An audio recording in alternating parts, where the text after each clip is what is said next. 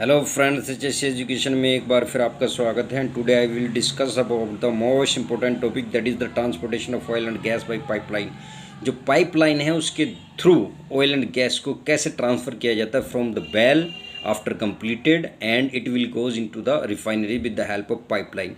तो जब well complete हो जाता है, तेल एंड गैस का पता चल जाता है, मिल गया है, तो उसको पाइपलाइन के थ्रू या टैंकर्स के थ्रू जो एलपीजी है या लिक्विड पेट्रोलियम गैस है, उसको एनर्जी है, नेचुरल गैस है, उनको क्रूड ऑयल्स को आप क्या करेंगे, पाइपलाइन के थ्रू रिफाइनरीज तक ले जाएंगे। तो ये there are so many kilometres, 200 300 kilometre तक हो सकता है, बहुत दूर तक जाती है। तो कैसे उसको ले जाएंगे आपको इस वीडियो में मैं बताऊंगा। In an oil field transportation of crude oil and natural gas by pipeline from well up to refinery और primary consume point consist of 3 different types of pipeline.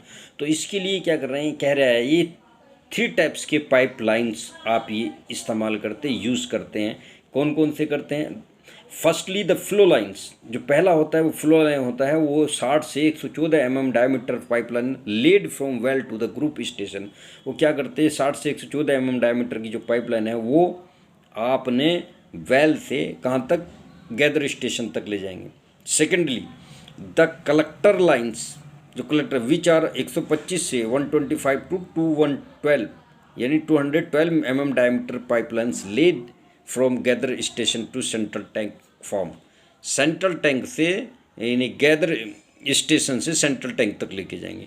और thirdly term lines which are 300 to 350 mm diameter pipelines laid from central tank from to refinery और primary consumer points. जो central tank है form to refinery है, primary point तक लेके जाएंगे। तो will flow lines and collector lines are laid over length of 10 to 30 kilometre with the oil field. The trunk lines are cross country pipelines and run over several 100 kilometres, और वो कई सौ kilometre तक जाती है। कलेक्टर लाइन्स 150 mm से 200 mm, trunk pipeline 300 mm to 600 mm तक होता है। तो ये मैंने सिंपली बताना था, अभी इसको मैं अच्छे तरीके से समझाऊंगा, पहले आप इसको इसके हिसाब से समझ लीजिए। Approval for laying of pipeline, जब पाइपलाइन आप बिछाते हैं, मान लिया ये पाइपलाइन है, ये मान के चलिए ये पाइपलाइन है, ये पाइपलाइन आप बिछाते जा रहे हैं, बिछाते जा रहे हैं। कहाँ बिछा रहे हैं? ये वेल है, वेल है, वेल के अंदर से आपने पाइपलाइन बिछाते आप चले गए। कहाँ तक जाना है? यहाँ तक जाना है, या कहीं तक भी जाना है, इसको फोल्ड भी करते चले जाएंगे, आगे तक ये बिछती चली जाएगी ऐसी पाइपलाइन। तो जब ये पाइपलाइन आप बिछाते हैं तो उसके लिए अप्रूवल चाहिए। ऐसी नहीं पाइपलाइन कोई नहीं बिछा सकता। आप सोचेंगे यार पाइप ही तो डालने हैं, लाओ हम भी डाल देंगे, ऐसा नहीं है। पाइपलाइन बिछाने के लिए लेबर के साथ साथ पाइपलाइन इंजीनियर होता है, पूरा अप्लाइड पेट्रोलियम इंजीनियरिंग में आता है वो। और पाइपलाइन इंजीनियरिंग अलग पूरी ब्रांच होती है। जब एडी ऑटोमेटिक इंजीनियरिंग या आप HSC एनवायरमेंटल इंजीनियरिंग पढ़ते हैं, उसी सेम इंजीनियरिंग में आपका पाइपलाइन इंजीनियरिंग, गैस इंजीनियरिंग और अप्लाइड पेट्रोलियम इंजीनियरिंग आता है। तो ये पाइपलाइन के लिए कुछ मानक दंड हैं, मापदंड हैं या अप्रूवल है, वो अप्रूवल इसमें होने चाहिए। क्या क्या होने चाहिए? No new pipeline should be laid nor any significant alteration be carried out in any existing pipeline और a system of pipeline except with the permission in writing of the competent authority। कि new pipeline अगर आप बिछाएंगे, no new pipeline should be laid nor any significant alteration the carried out in any existing pipeline और system pipeline except with the permission writing of the competent authority. जो competent authority है उसकी बगैर permission के आप कोई नई line में नहीं बिछा सकते, पहले परमिशन लेनी पड़ेगी। तो परमिशन देगा कौन? Every application for permission should be submitted in form 8 to the regional inspector of the mine safety and a copy thereof the should be sent to the chief inspector of mine safety and district magistrate. अभी एक चीज़ समझ लीजिए, इसमें बहुत सारे inspector होते हैं, labour inspector अलग, माइन इंस्पेक्टर अलग, चीफ माइन इंस्पेक्टर अलग।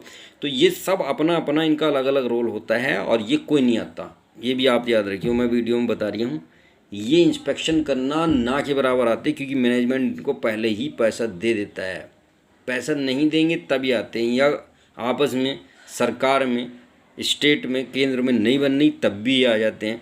तो क्योंकि जब आपस में नहीं बनेगी बात, तो जो वेल आपने लगाया, मान लिया स्टेट गवर्नमेंट की लैंड है वो, और वहाँ पर आपने वेल लगा दिया, और उसे ऑपरेट कौन कर रहा है? केंद्र की सरकार। तो दोनों में कंप्रोमाइज़ हो तभी तो आप ऑपरेट करेंगे, otherwise how you can operate. वो अपने नियम लगाएगा, वो अपने, और फिर उसमें लगता है सेंट्रल गवर्नमेंट के नियम के साथ साथ आईडीसी के नियम लगते हैं।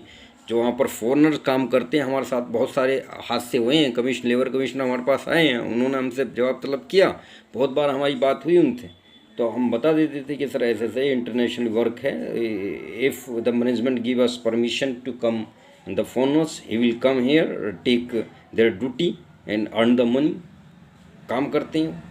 तो ये बगैर सरकार की परमिशन के थोड़ी ना होता है, ये सब अंडर में काम करते हैं। माइन सेफ्टी ऑफिसर हो, कोर हो, डीएम हो, कोई और बहुत सारे ऑफिसर्स हों, ये सब सरकार के अंडर में वर्क करते हैं।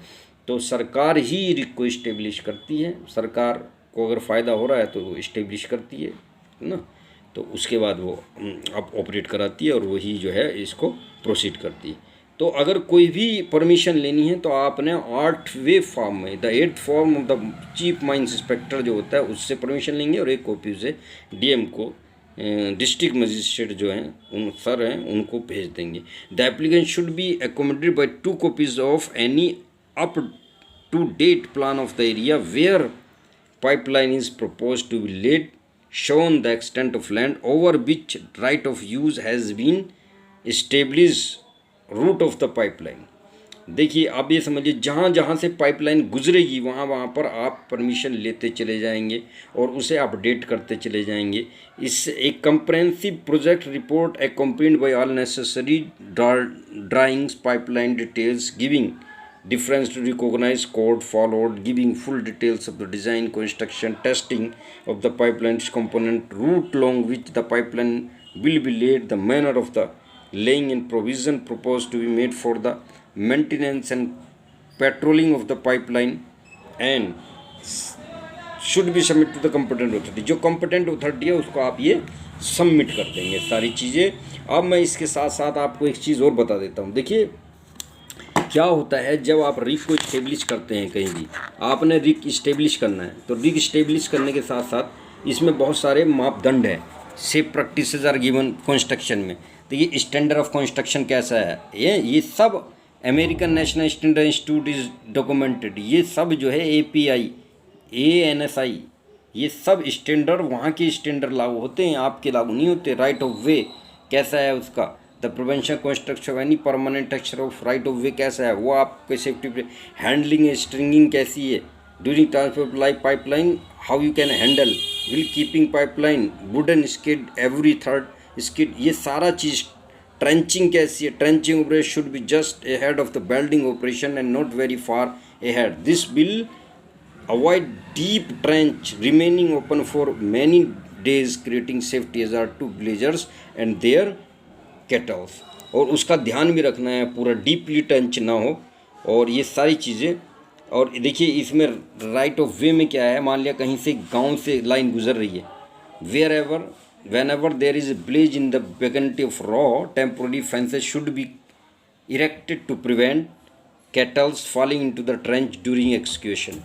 और मैंने, मेरे साथ कई बार ये हुआ है, मैंने लोगों को बताया जो टेंडर लेता है, मैंने कहा भाई ये तुमने इसमें किसी तरीके का कोई सेफ्टी प्रिकॉशन नहीं रखा, prevent kettles falling into the trench during excavation के थ्रू ट्रेंचिंग के दौरान कोई ना गिर जाए। Fencing, temporary fencing should be erected, temporary fencing बनानी चाहिए, लेकिन ये बनाते नहीं है, कुछ नहीं करते, सीधे आए अपना गड्ढा खोदा, पाइप डाला, इधर उधर मट्टी छोड़ी, ये छोड़ा वो छोड़ा, ये सब भाग जाते हैं। तो ये किसकी कमी है, ये